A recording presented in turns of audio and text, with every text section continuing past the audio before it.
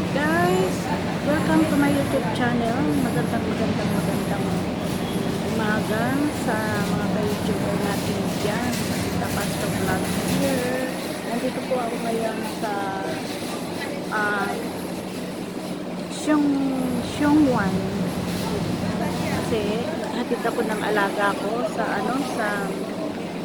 kanyang singing class. Ang hirap-hirap guys, hatid ka sa alaga mo sa singing class pagkatapos hindi mo pa alam yung pupuntahan mo first time. At bibigay lang sa'yo ng amo yung address. Napaka naman yung dito. Kaya, sa Hong Kong. Kaya, guys, ang pawis tapos ang init pa. Kaya, ayan guys, andito ako ngayon, nakaupo at naghihintay habang nandun siya sa klase. Isang oras lang naman.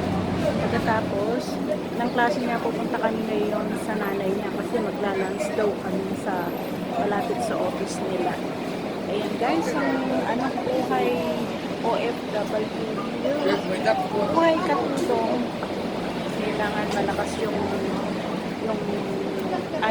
matapang, confidence ka sa sarili kasi ang mga amo dito kapag may iuutos sila o may pinapupuntahan, kahit first time mo pa lang, ibibigay lang nila yung address. Expect nila na alam mo lahat yung gagawin mo. Kaya, ayan, may pinahirapan kami kanina sa paghahanap. Sa wakas, nakita rin namin at ilang tao na pagtanungan namin, 3. Kaya, nakita rin namin, guys. Kaya, yun, experience ngayong araw na to. Kaya mamaya pupunta kasi lumipat daw ng office yung amo ko. Lumipat daw sila ng office. Kaya hahanapin na naman namin mamaya. Pupunta kami sa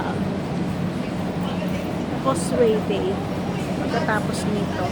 Kaya guys, maraming salamat. Update lang po ako. At kumusta kayong lahat?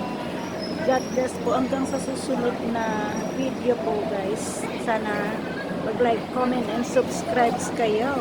Ayan, pakita ko lang dito yung aking pinatatayuan, pinauupuan pala. Ayan, maraming salamat guys. Hanggang sa muli, ingat po ang lahat. Bye!